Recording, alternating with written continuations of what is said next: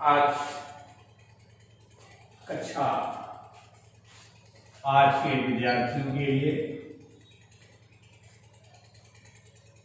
गणित विषय अंतर्गत टॉपिक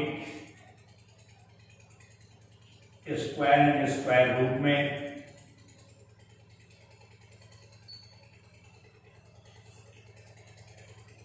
दो बातों की चर्चा करेंगे। पहली कि किसी भी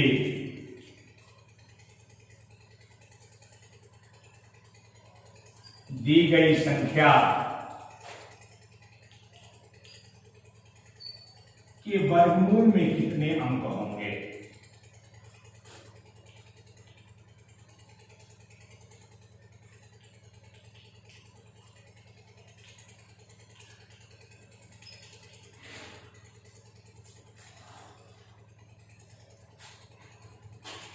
और दूसरा कि दी गई संख्या यदि पूर्ण वर्ग नहीं है तो उसे पूर्ण वर्ग बनाने के लिए कितना जोड़ना पड़ेगा, कितना घटाना पड़ेगा और एक तरह से कितना गुणा और भाग तो पहले भी बताया जा चुका है पूर्ण वर्ग के लिए गुणनखंड विधि से।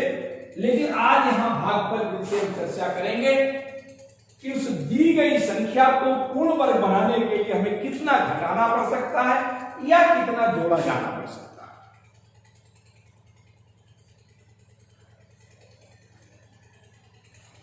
जो संख्या पूर्ण वर्ग बनानी है उसके लिए हमें क्या करना चाहिए वो बाद में बात करें। पहले किसी संख्या के वर्गमूल में कितने अंक होंगे। भागफल विधि से जो आपने वर्गमूल निकालने का मेथड इस्तेमाल किया उसको गौर करिए। 354 होता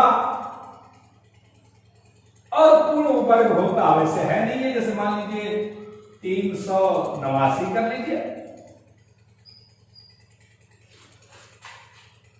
या मैं कहना चाहता हूं 2 4 7 8 6 कह लीजिए या मैं कहूं 25 3 7 6 9 4 2 कह लीजिए। ये तीन ही बातों से आपको समझा दूंगा और इससे आप ये बात अच्छी तरह से समझ सकते हैं कि दी गई संख्याओं के वर्गमूल ज्ञात करने में वर्गमूल जो ज्ञात होगा उसमें अंकों की संख्या कितनी होगी, वह अंकों की संख्या कितनी होनी चाहिए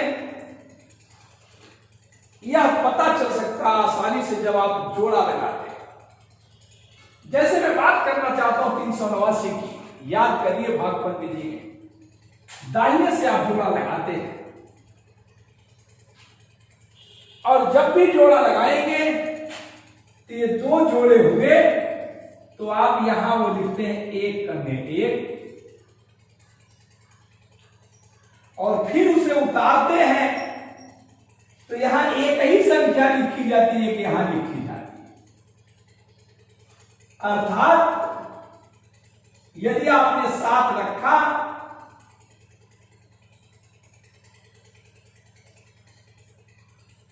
सात सत्ते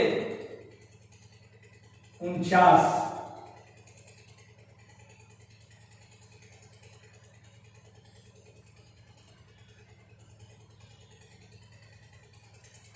389 7 सत्ते 49 9 हासिल 4 और 7 दिन 14 18 फिर जा सकता है तो 9 वाले चलिए 9 ले चलिए तो ये 9 9 81 1 हासिल 8 और 9 दुनिया 18 और 27।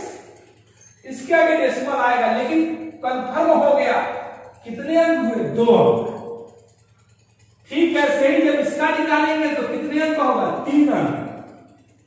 ठीक, इसका निकालेंगे तो कितने अंक होंगे 4 अंक। क्यों होंगे? क्योंकि जितना जोड़ा आपने लगाया है याद करें उतने ही जोड़े उतारने के बाद एक ही बार भाग जाता है। तो जोड़ा एक ही बार उतरता है और एक बार भाग जाता है।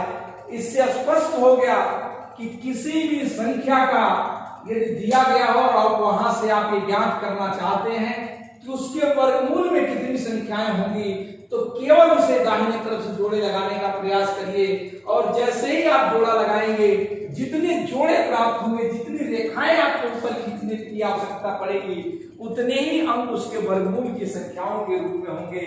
अर्थात यहाँ इसका 1 हो गया, इसका 1 और 1 3 हो गया, ठीक है, से 2 हो गया। यहाँ जोड़ों की संख्या देखिए जो ऊपर रहेगा 1 2 3 और 4 जोड़ों का संख्या अंतिम जो जोड़ा होगा वह 1 अंक का भी हो सकता है। इससे मत घबराइए, जोड़ा का संख्या है, जोड़ा जो लगाने का क्रम है, दाहिने से 2 जोड़ा लगाते हैं तो अंत में जो 1 बच जाता है वह भी 1 के अंकों के रूप में कार्य करता है। और इससे स्पष्ट होता है कि किसी भी दी जाने वाली संख्या का वर्गमूल में अंकों की संख्या ज्ञात करने के लिए उस दी जाने वाली संख्या का हम दाहिने तरफ से जोड़ा लगाएंगे।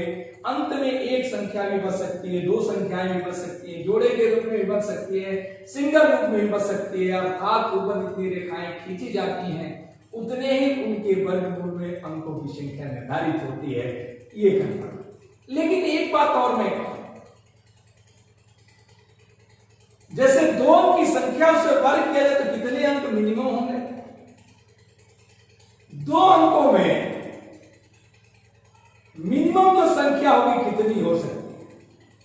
वह 3 और 4 हो सकती है। तो मिनिमम 3 होगी, 4 होगी। क्यों? क्योंकि 2 अंकों की जो संख्या है वह 2 जोड़ों से प्राप्त होगा।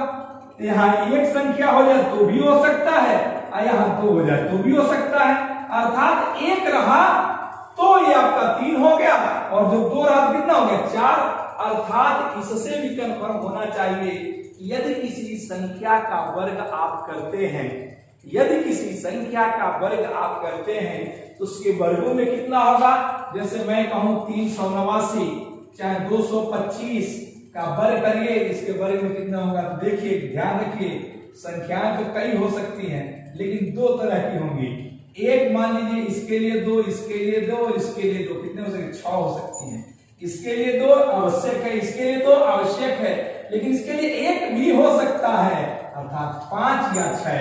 अर्थात 3 अंकों की संख्या का वर्ग करेंगे तो अधिकतम अंकों की संख्या 5 हो सकती है, 6 हो सकती है। तो न्यूनतम जो संख्या होगी 5 होगी, अधिकतम जो संख्या होगी 6 होगी। इस प्रकार से वर्ग और वर्गमूल में अंकों की बात करें। और दूसरी बात मैं करने जा रहा था कि किसी संख्या में आप क्या जोड़े या क्या घटाएं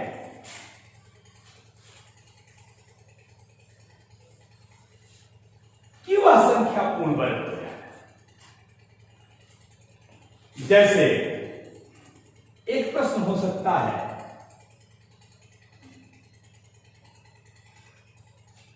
5 अंकों की सबसे बड़ी से बड़ी संख्या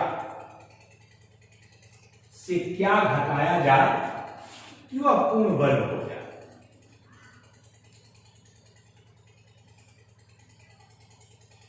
पांच अंकों की सबसे बड़ी से बड़ी संख्या से क्या घटाया जाए कि वह पूर्ण वर्ग हो जाए। तो 5 अंकों की सबसे बड़ी से बड़ी संख्या होती है 9, 9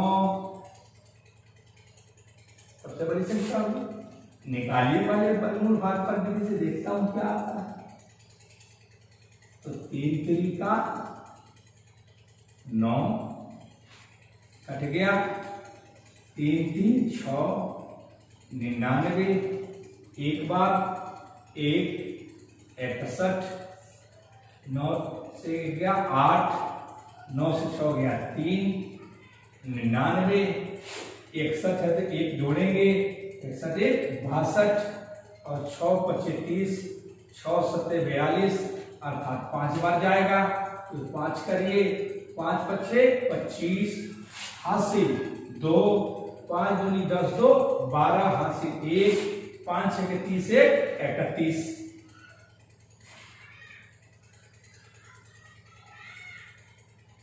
6 बार भी जा सकता है, 6 के 36 36 6 बार जा सकता है तो 6 करिए, 6 के 36 और 6 दूनी 12 3 15 और 6 6 के 36 137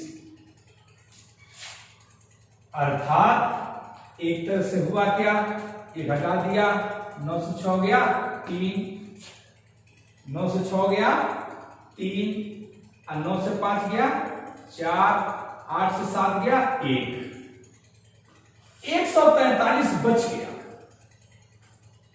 अर्थात यहां यदि 0 आ जाता, यदि ये वैल्यू यहां 0 आ जाती तो निश्चित तौर से आपकी समस्या समाप्त होती, पूर्ण वर्ग हो जाता 316 का।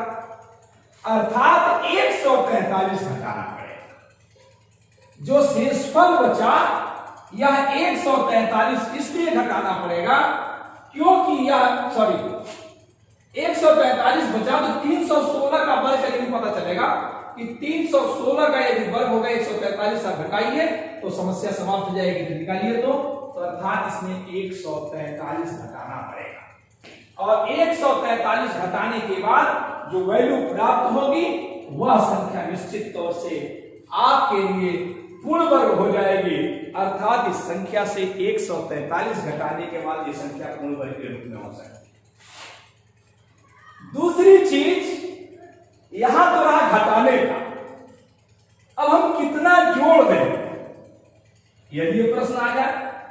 5 अंकों की बात मैं नहीं करता, केवल ये कहना चाहता हूं कि इसमें क्या जोड़ें कि वह पूर्ण वर्ग हो जाए। इसमें क्या जोड़ने की जो बात होगी वह पूर्ण वर्ग कैसे होगा। घटाने की तो बात हो गई कि 143 घटाने पर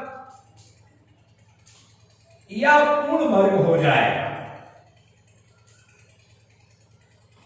यदि जोड़ने की बात कही जाए तो 99, 99, 9, अब से वैसे ही बात करिए तो कितना होगा, 316 आया था ना, तो 3 कर दिया, 9 कर दिया, 3 तरीके 9, ये हो गया 6, 99 1 किया 61 आ गया, 61 1 62 आ गया, और 9 से 1 गया 8, 3 आ गया और आ गया 99। अब जो यहां 6 बार आपने किया था उसको 1 बढ़ा के करिए, क्यों, क्योंकि 316 का वर्ग तो था, 317 का वर्ग कितना होगा देख लीजिए, तो 317 7 कर दीजिए तो देखिए क्या हो रहा है, 7 7 सते 49, 7 सते 49, 7 दूनी 14 4 18 हासिल 1, 7 6 42 से 43 घटाइए, देखिए क्या हो, माइनस हो जाएगा क्योंकि बड़ा है छोटा है, माइनस 9 से 9 0, 18 से 9 गया 9, बोलिए 18 से 9 गया 9, माइनस होगा ना, बड़ा संख्या है तो ये 18 से 9 गया 9, यहां 12 12 से 8 गया 4, माइनस 490। अर्थात यदि इसमें 490 और होता, 490 यदि और जोड़ा जाता तो 317 का वर्ग होता, अर्थात पूर्ण वर्ग हो जाता। अर्थात इसमें जोड़ना कितना पड़ेगा, 490, अर्थात जो 490 आप जोड़ेंगे यह पूर्ण वर्ग हो जाएगा, और 143 घटाएंगे तो भी ये पूर्ण वर्ग हो जाएगा। इससे क्या स्पष्ट हुआ, किसी भी संख्या में क्या घटाएं कि वह पूर्ण वर्ग हो जाए तो आप उसका वर्गमूल भागफल विधि से ज्ञात करेंगे, और जो शेषफल बचता है यह शेषफल घटा दीजिए, घटाने के बाद जो संख्या बचेगी वह पूर्ण वर्ग हो जाएगी। और यदि आप क्या जोड़ने का प्रश्न हो तो दोनों करना पड़ेगा, एक बार आप करेंगे तो 143 आया, और यही क्रिया इस 316 से 317 के लिए करेंगे, जस्ट इसके आगे के लिए संख्या करेंगे तो आ गया -490, अर्थात इसमें -490 की कमी हो गई। यदि 490 की कमी नहीं होती तो ये पूर्ण वर्ग हो जाता, अर्थात इस संख्या में 490 जोड़ दिया जाए तो वह दी जाने वाली संख्या क्या हो सकती है, पूर्ण वर्ग हो सकती है। इसलिए जब भी पता करना हो कि क्या घटाया जाए तो एक बार करना पड़ेगा, लेकिन यदि यह पता करना हो उसमें क्या जोड़ दिया जाए तो आपने ये किया, शेषफल बचा तो जस्ट 316 है तो 317 के निकालेंगे, और जो बचने वाला मान होगा वही आपको जोड़ना पड़ेगा, जो मान जोड़ेंगे तो संख्या पूर्ण वर्ग हो जाएगी। आज की ई क्लास बस इतना ही, शेष आप सवालों की प्रैक्टिस करिए, शेष अगली क्लास में। धन्यवाद।